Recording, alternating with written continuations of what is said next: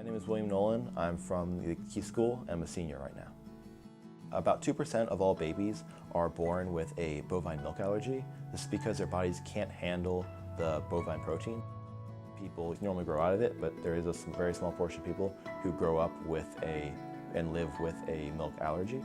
What my research did was to use a special type of treatment, in this case neutron radiation, to see if I could break the proteins down into very small levels.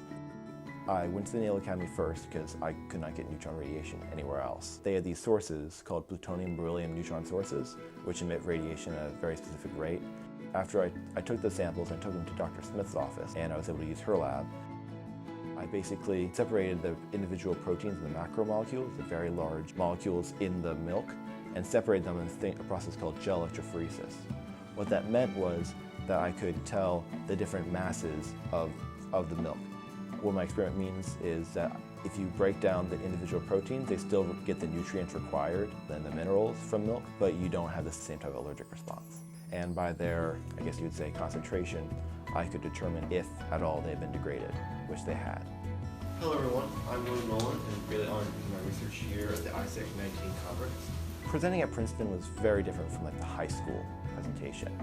It had a much different energy to it. People there were incredibly nice and really just, they were kind of eager to see what I had, because I was a high schooler just presenting at this conference, and that was kind of a rare opportunity to see what I was doing.